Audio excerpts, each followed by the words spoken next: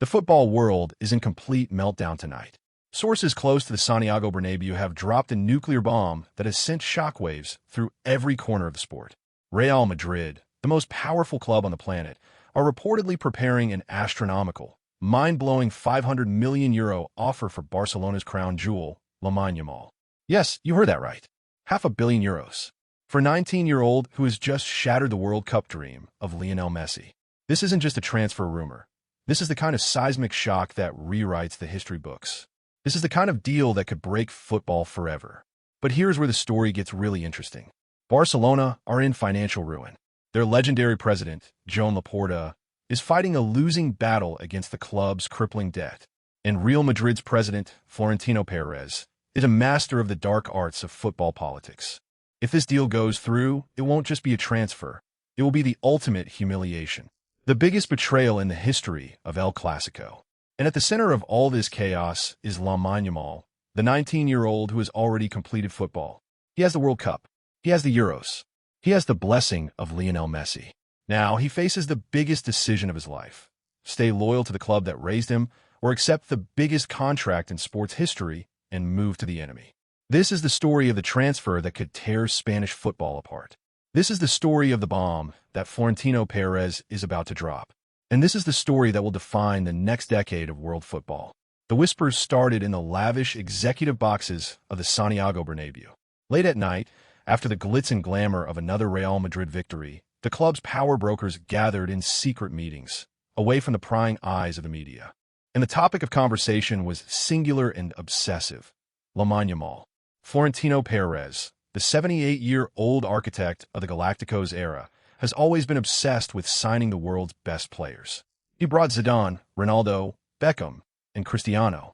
But he knows that his legacy needs one more masterpiece, the player who will define the next generation. And that player is Lamine Yamal. The reports that have leaked out of Madrid are staggering. Pérez is prepared to offer the 19-year-old a contract that would shatter every sporting record in existence. A €500 million release clause. A signing bonus in the tens of millions. A weekly salary that would make him the highest-paid athlete on the planet. And the number 10 shirt. The jersey that once belonged to the legendary Alfredo Di Stefano and the iconic role. But money isn't the only weapon in Pérez's arsenal. The Real Madrid president knows that Yamal is emotional, that he is loyal to his family, and that he grew up in the working-class neighborhood of Rocafonda. So Pérez has reportedly dispatched a delegation to Mataró to speak with Yamal's father and mother, to promise them not just wealth, but security, legacy, and the keys to the kingdom. And here is the twist. According to sources inside the Bernabéu, Yamal's camp has not immediately rejected the approach. They have listened. They have asked questions. They have kept the door open. That silence is deafening, and it has sent panic through the corridors of the Camp Nou. Barcelona are in a nightmare scenario. They have just won the World Cup and the Euros, but they are financially bankrupt. They cannot match this offer. They cannot even come close. Their only hope is Yamal's loyalty, his love for the club that raised him, and the sacred bond he has with the fans. But is that enough? In the modern era of football, is loyalty stronger than €500 million? The football world is watching with bated breath, and the clock is ticking. Let's rewind the tape and look at the state of Barcelona. The club is drowning in debt. The pandemic devastated their finances. The mismanagement of previous presidents left them with a bill that exceeds €1.5 billion. They have sold off future revenues, leveraged their assets, and mortgaged their stadium. They are a giant walking on eggshells. And into this chaos comes the €500 million offer from Real Madrid. It's a number so obscene, so astronomical, that it defies belief. But it's also a number that could solve Barcelona's financial crisis overnight.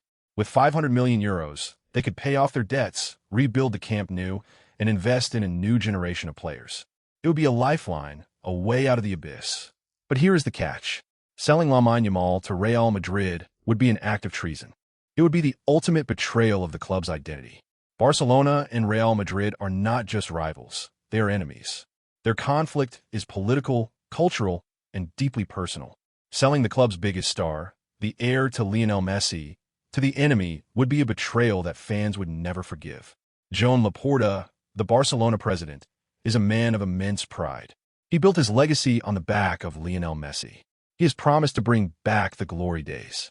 and he knows that if he sells Yamal to Real Madrid, his presidency will be over. The fans will turn on him. The media will destroy him. His legacy will be forever tarnished. But the alternative is equally terrifying. If Barcelona reject the offer and Yamal demands to leave, if he forces a move to Madrid, the club will get nothing. They will lose their best player, their biggest asset, and they will do so without a fight. They cannot afford to let that happen. So Laporta is caught in a nightmare. He has to make a decision that will define not just his presidency, but the future of the entire club. And the clock is ticking. The summer transfer window is approaching, and Real Madrid's offer will not stay on the table forever. The fans are already in turmoil. Protests have erupted outside the Camp Nou. Social media is flooded with hashtags demanding that the club do whatever it takes to keep Yamal. But the reality is brutal. Barcelona is weak. Real Madrid is strong. And the balance of power in Spanish football is about to shift forever. To understand the full weight of this transfer saga, you have to go back to the photograph. The 2007 UNICEF photo shoot.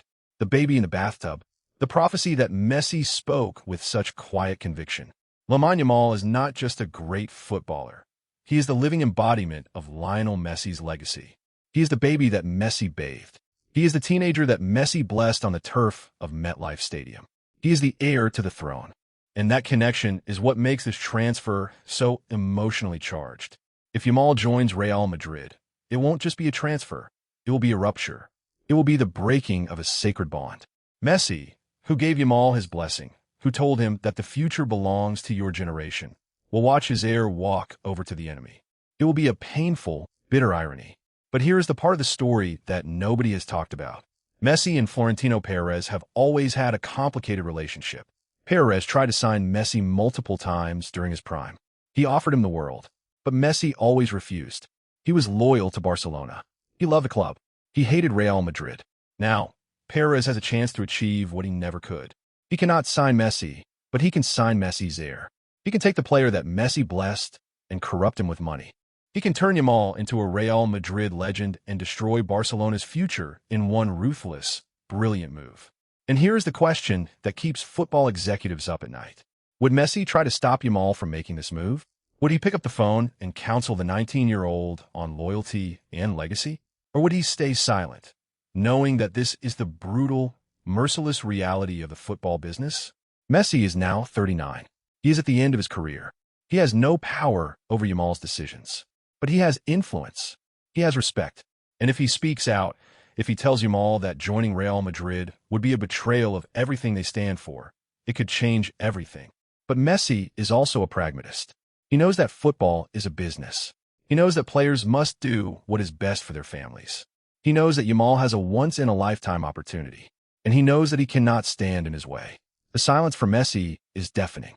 He has not commented on the rumors. He has not reached out to Yamal publicly. He is watching from the sidelines, perhaps hoping that his blessing will be enough to keep Yamal on the right path. But in the cold, cynical world of football, loyalty is a luxury that few can afford. Now let's step into the mind of Lamine Yamal.